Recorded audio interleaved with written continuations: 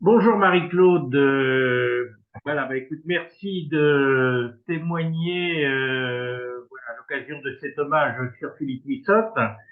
Donc, je t'ai connu en 1993 à l'occasion d'une formation sur le profil expérientiel au Collège coopératif. Et donc, Ouais. tu es une des dernières à pouvoir témoigner donc sur l'activité et l'action de Philippe au sein du collège coopératif. Donc, est-ce que déjà tu peux te présenter rapidement?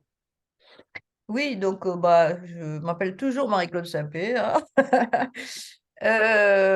Disons, c'est vrai que 93, déjà, ça nous ramène, ouais, ça veut dire que c'est une histoire déjà assez vieille, hein, quand même. Mais bon, alors, me présenter, moi, j'ai continué un petit peu sur la lignée, hein, du collège coopératif, donc j'ai jamais cessé d'être moi-même en recherche-action et d'accompagner des recherches-actions individuelles ou collectives. Et aujourd'hui, je suis officiellement, en fait, je suis chargée de projet dans l'association Advocacy Paris-Île-de-France, où je développe particulièrement des formations de pair advocacy. Et je sais pas si tu veux, j'expliquerai ce que c'est la pair advocacy peut-être. Et puis, et là actuellement d'ailleurs, ce qui nous ramène un petit peu à notre histoire aussi, eh bien je conduis une observation participante sur les obstacles et les facilitateurs de l'environnement repérés par des personnes psychiquement fragiles. Voilà, c'est mon super projet de l'année qui va me durer certainement jusqu'à l'année prochaine, au moins, jusqu'à 2024, quoi, du moins. Voilà. Et bon, après, plein d'autres choses, mais disons que voilà, je continue en fait dans la formation des adultes et plus particulièrement dans le champ du handicap qui est devenu une spécialisation alors que à cette époque-là, en 93, j'y pensais pas du tout. J'étais vraiment sur d'autres champs d'investigation, notamment l'artisanat. Hein, enfin, tu vois, l'artisanat, les processus de création des genres de métiers, etc. Et d'ailleurs, c'est un petit peu comme ça que j'ai rencontré Philippe Missotte, puisque pour ces deux choses, c'est-à-dire que d'une part, d'une part, c'est lui qui nous a permis de publier la méthode du profil expérientiel, donc en 1990 à peu près, aux éditions phares de Genève. Et puis sur cette question de l'artisanat, parce que je ne sais pas si tu te souviens, je ne sais pas si tu en as écho, mais il aimait beaucoup parler de son premier métier, donc d'imprimeur. Et voilà, avec cette manière de parler, d'enrober, tellement qu'on on finissait par sentir les odeurs de l'imprimerie, tu vois, l'encre, le tampon. Vous voyez quoi. Voilà, c'est l'image que j'ai, la première image que j'ai de Philippe Missotte, en fait. Et c'était en quelle année, tu te souviens? Donc, ça devait être autour des années 1990, puisqu'elle a été publiée en 1990. Et moi, j'ai fait ma thèse ensuite en,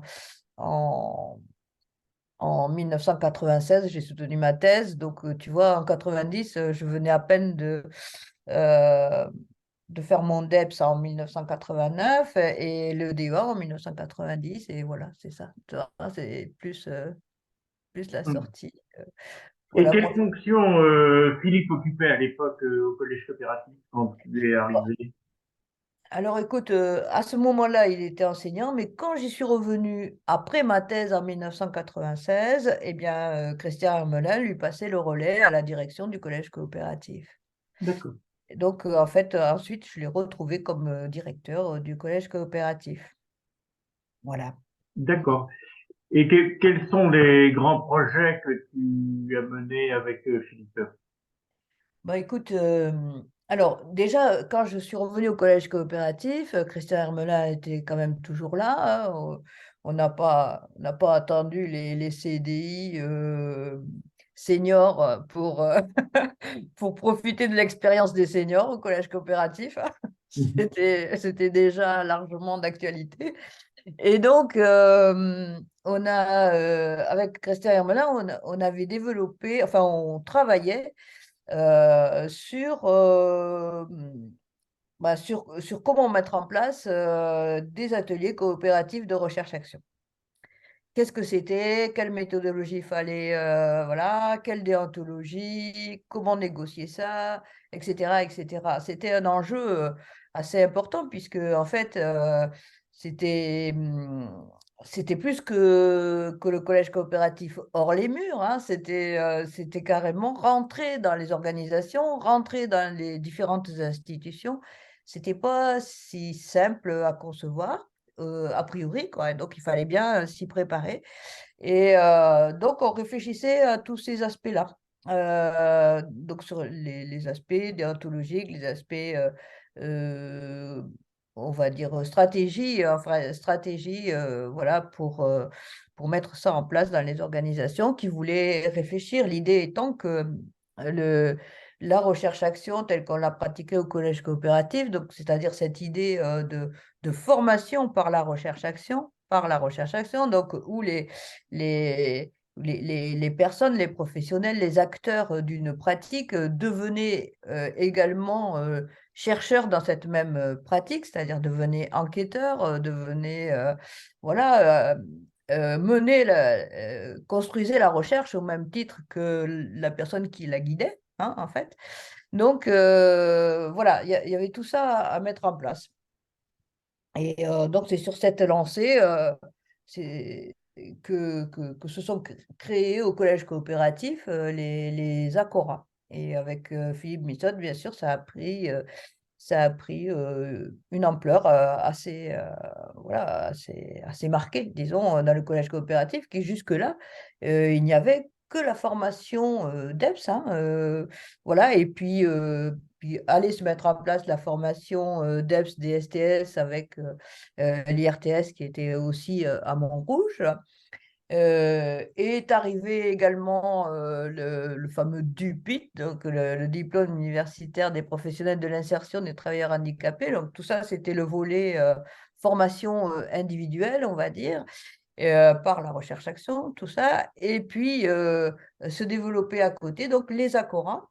Et puis aussi une autre lignée qui était davantage moins recherche-action et plus formation-action.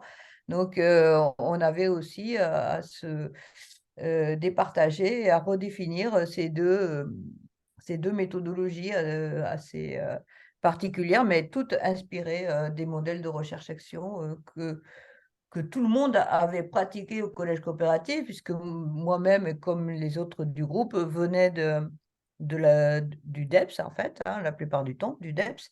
Et bon, peut-être deux autres à côté qui venaient moins du DEPS que des formations actions ou des formations d'éducation citoyenne, etc., comme on pouvait les pratiquer peut-être chez nos amis les scouts et tout ça. Voilà, puisque c'était aussi la, la- la filière, enfin le réseau hein, de Philippe Missotte qui rentrait aussi au collège coopératif. Mhm. Voilà, donc tout ça, ça s'est développé bon, à peu près quand je suis revenue au collège coopératif, donc on va dire allez, entre 96 98, quelque chose comme ça. Mhm. Donc, Voilà. on peut dire que Philippe a impulsé un certain nombre d'initiatives. Oui, complètement. Enfin, disons que c'était plus. Ouais, c'était un directeur. Bon, je crois qu'il n'y a jamais eu de directeur très académique au collège coopératif, mais alors, bon, bah, avec Philippe, c'était le directeur hors les murs, c'était le directeur rassembleur aussi en même temps. Enfin, on pouvait faire de la recherche-action partout. C'était voilà. Et donc avec lui, bah, j'ai eu l'occasion, c'était l'époque, si tu te souviens, c'était l'époque des politiques de la ville sur la participation des habitants, etc. Donc avec Philippe, j'ai eu l'occasion eh ben, de développer cette partie avec les habitants de la ville de Wassel en Normandie, de Châteauroux, etc. Et puis oui, puis aussi avec Richard Amalvi, justement, on avait travaillé sur la croisière de la paix. Je ne sais plus exactement ce que je faisais là exactement, mais en fait, je sais qu'on rassemblait, tous les éléments en fait qui accompagnaient ce grand événement de la croisière pour la paix. Et voilà, j'en ai encore quelques images et quelques idées. J'avais beaucoup appris d'ailleurs de la dynamique de ces groupes qui pour la plupart venaient du scoutisme aussi, bien sûr. Hmm. Et comment étaient reçus par les habitants justement ces ateliers coopératifs de recherche-action qui étaient quand même novateurs à l'époque? Bah ouais, donc alors pour les habitants, il n'y avait pas trop de, enfin c'était assez facile de rentrer au contact des habitants. C'était, comme on le sait, hein, les gens, ils aiment bien qu'on aille voir, qu'on s'intéresse à comment ils vivent, à qu'est-ce qu'ils font, qu'est-ce qu'ils pensent d'eux, etc., etc., et qu'on y mette le temps, donc qu'on le fasse sérieusement, pas, je veux dire, pas juste un micro-trottoir et hop, on s'en va. C'était vraiment, on restait là pendant des semaines parfois pour, voilà, pour voir comment ça a évolué et tout ça. Donc, c'était pas une immersion, mais enfin presque une immersion dans la ville aux côtés des habitants.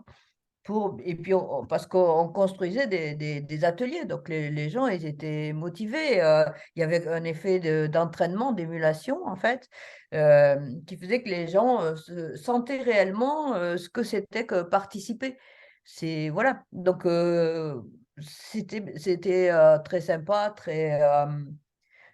très fort. Parfois, il y avait beaucoup d'émotions aussi.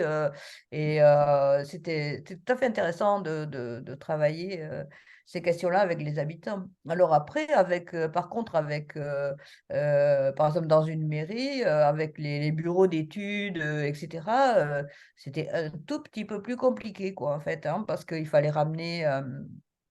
il fallait ramener le résultat de la participation des habitants qui évidemment ne rentrait pas toujours dans les plans de l'urbaniste, du technicien ou de l'ingénieur des ponts et chaussées ou de je sais pas quoi. Enfin, donc, en fait, tout ça, c'était à renégocier. Bon, et ensuite, il y avait aussi la question avec les élus.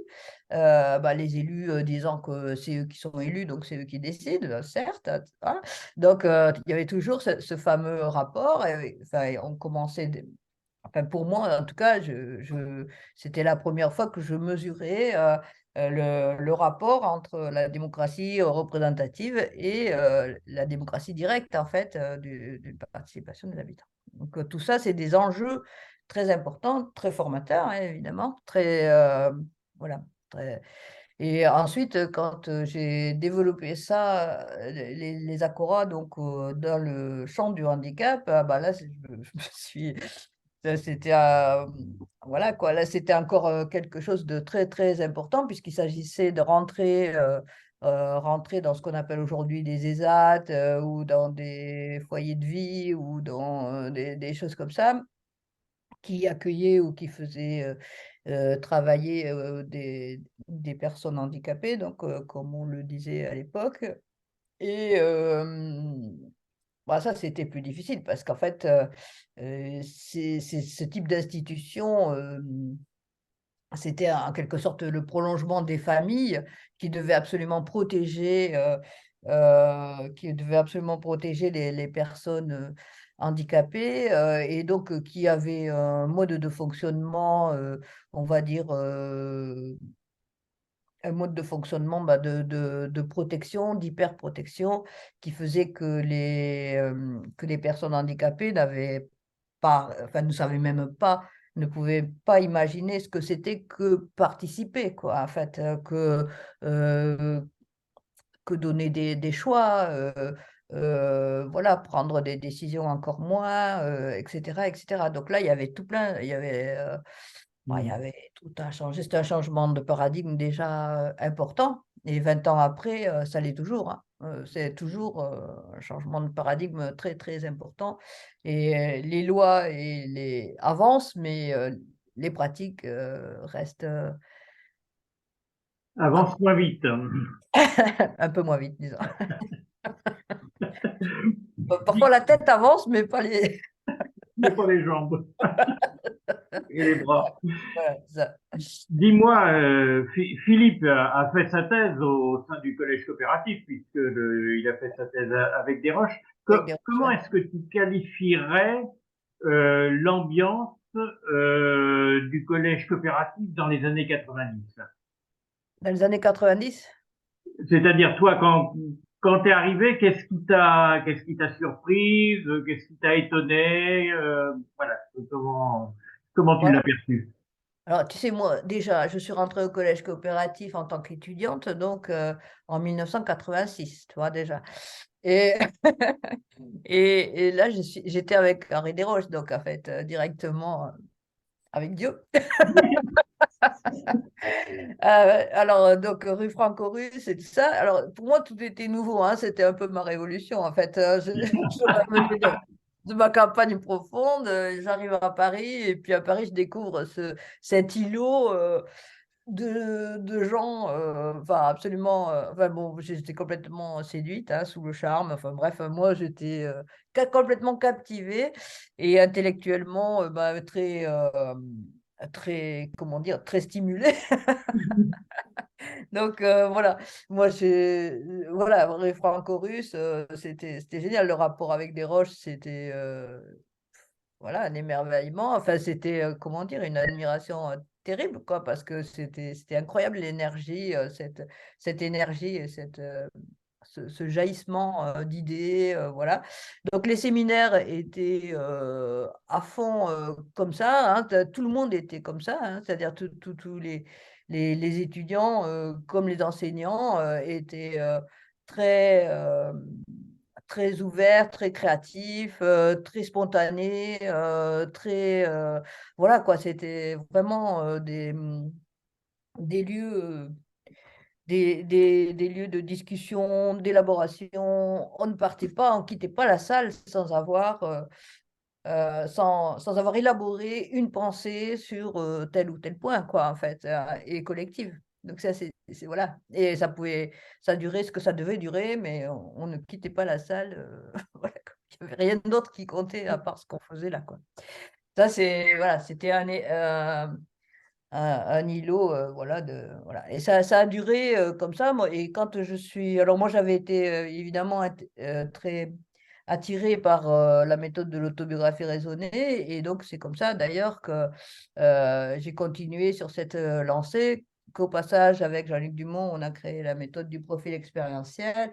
Et et ben, que quand je suis rentrée au collège coopératif, enfin, on m'a collé à à l'élaboration des projets individuels, donc ce qui présidait à la monographie, à l'autobiographie raisonnée, enfin voilà quoi, donc tout ce qui permettait. Donc là, j'utilisais les deux méthodes d'ailleurs, où je croisais entre les deux, enfin voilà. Donc ça, c'était le premier truc. Et puis Hermelin m'avait mis aussi sur l'analyse de contenu, donc j'enseignais voilà, l'analyse de contenu. En fait, j'ai été repérée pour mettre en place et pour enseigner des méthodes, quoi. Les méthodes, les outils, les choses comme ça. Voilà, bon. Et donc, parfait. Et c'est comme ça d'ailleurs que, du coup, Philippe m'avait confié le DEPS en Haïti, quoi. Ah, bon, donc, ça, c'était une super aventure aussi. Donc, le DEPS délocalisé à Port-au-Prince, c'était assez fou. Bon, c'était avant tout ce qui s'est passé à Port-au-Prince, bien que je ne sais pas s'il y a eu beaucoup d'années de répit dans ce pays.